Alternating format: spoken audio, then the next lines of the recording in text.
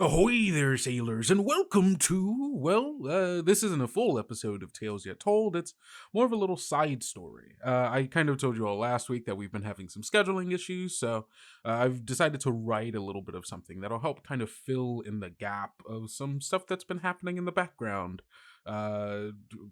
dealing with our good friends in the Navy. This is pretty short, so I hope you all enjoy it. I've been trying to get back into writing a little bit more, and so maybe you'll be seeing more stuff like this in future seasons and so on. We'll see how it goes. Big shout out to our editor Zach, who helped me throw this together.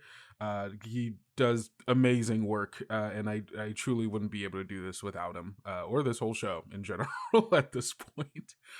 So thank you so much to him, and thank you all for listening, and I hope you enjoy.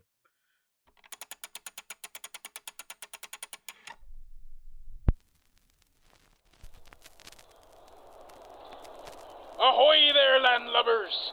Whispers in the Sea is an actual play series drawing elements from stories of fantasy horror, political drama, and swashbuckling action and adventure pirate stories. As such, a list of content warnings will always be made available in the description. It's Union policy that in the aftermath of a violent engagement, that half of any prisoners captured during the conflict are executed on sight. On my mark, 3, 2, 1, fire! The other half are to be conscripted into the Union Navy. Ash-gray smoke rose in thick clouds above the docks of Paraiso Encontrado as the sounds of gunfire bounced off the walls of the merchant house. The sound of 10 bodies hitting the water quickly followed. 10 pirates standing along the edge of the wooden boardwalk, slick with blood and rain, turned away as their fellow crewmates sank like stones into the river below. Captain Gabriella Angeli watched the evolution of grief on the faces of the surviving crew of the Painted Fleet, as relief turned to fear, turned to horror. The horror of the realization that they were not a part of the lucky half. Cruelty was not just expected from someone in the captain's position, it was a necessity. A reformed pirate may show no mercy in the presence of the other officers, lest their loyalty come into question. The captain turned to her first mate, Lieutenant Rowan Carter, who was making stiff strides up the ship's boarding ramp to stand by her side. He was a pale-faced stick of a man bolstered by the authority his blue and silver uniform afforded him. He was the type to make no attempt at hiding his distaste for pirates. Gabriella took in a deep breath, steeling herself for what must come next. No sign of their captain. She's not amongst the dead or any of the nearby area, so either she escaped on the Bois Perdue or, well, she was burned alive, and her ashes are spread at the bottom of the river. Lieutenant, must I remind you the details of this mission's briefings? Captain Estefania de Alabastro is a golden dragon marked. She doesn't burn. Her eyes traced the edge of his twitching eyebrows, and she almost could see the lump forming in his throat. A Marvellian noble son, made to be the dog of a former pirate. Did you search the river? No, though. I don't believe. You have 20 minutes to find her, Lieutenant. But, Captain, 20 minutes. Or else you'll have to explain to the Admiral why we returned without the target or the map. He slumped, only just stopping himself from taking a step backward. Aye, Captain. He turned on his heels, barking out orders to the crew all the way back down the plank. It took a few moments before Gabriella finally unclenched her fists, releasing the tension from her body. It had been 3 years since she enlisted in the Union as one of the few post-war reformers. Reformation enlistments had dwindled in the years since the Powder Wars, with the Union's resources primarily being pumped into solidifying itself into Caladora's political landscape rather than actively policing the seas. As a result, fewer and fewer pirates felt the pressure to go straight. But it wasn't pressure that had convinced Gabriella to enlist. She had a goal.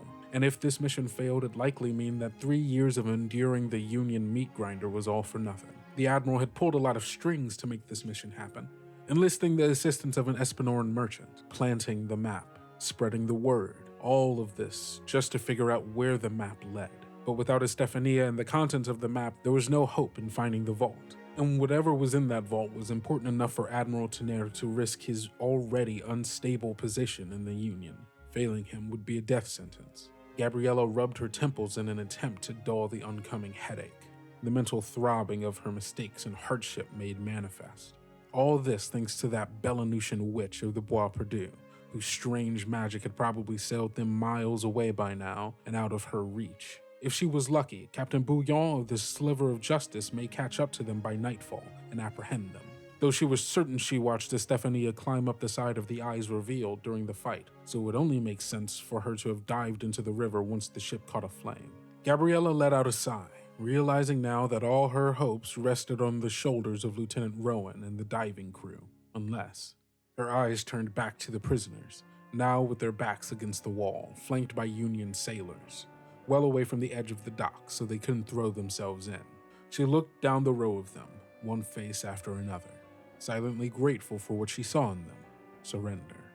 The crew of the Painted Fleet were as proud as they were colorful, but even they knew that the ends were inevitable. They were outnumbered, outgunned, and out of options. All that was left was to pray to whatever god may take them after death, and pray that the many-armed god would spare them the chains of the Union.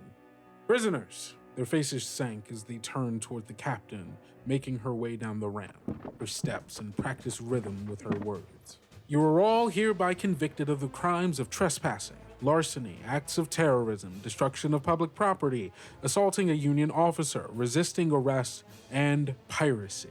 With the power invested in me by the Union Circle, I hereby sentence you all to mandatory conscription into the Union Navy. If you accept your sentence, you are to serve for a year and a day, at which point you'll go to trial and the Union Circle will judge whether or not you have been properly reformed. She stopped at the bottom of the ramp and turned sharply towards them, making eye contact with the prisoner nearest her. If they deem you not reformed, you are to be executed. If you choose to reject this enlistment proposal, you will also be executed, and what remains of your body will belong to the Union Navy. We won't do it, one of the prisoners finally spoke, their voice hoarse and scared. No point in joining yous, just for you to wait to kill us.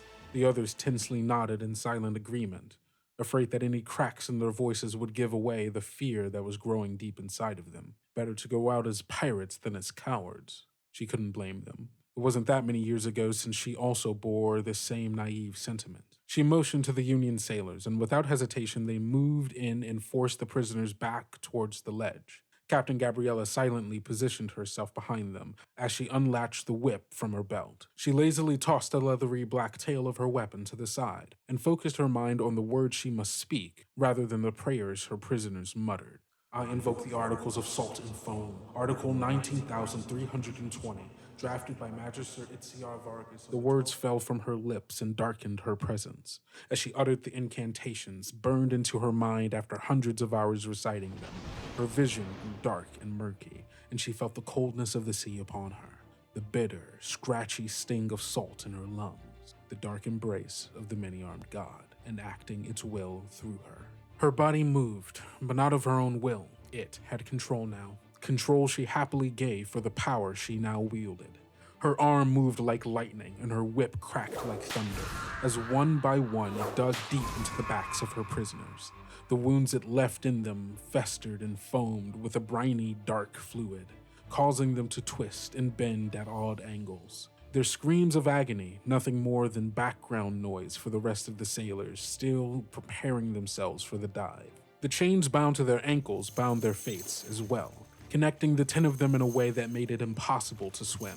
All it took was for one of them to lose their balance, and they all fell into the drink, the weight of their bindings dragging them to the bottom. The cold soon left Gabriella's joints, as she and the other sailors stood over the side staring deep into the depths of the river, waiting for her god to uphold its side of the contract.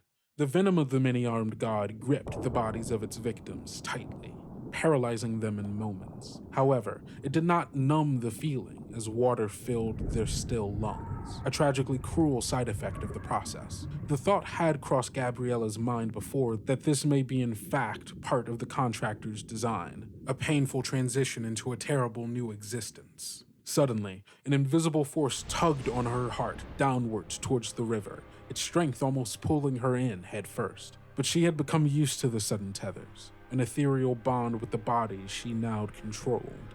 The mark drowned, given back to the Union in exchange for restoring order to the seas. An extension of the will of the many-armed god in that of the Union, and thus, as an agent of both, an extension of Gabriella as well.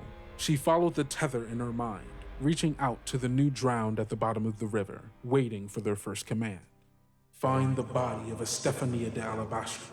Bring her to me. And without hesitation, they acted.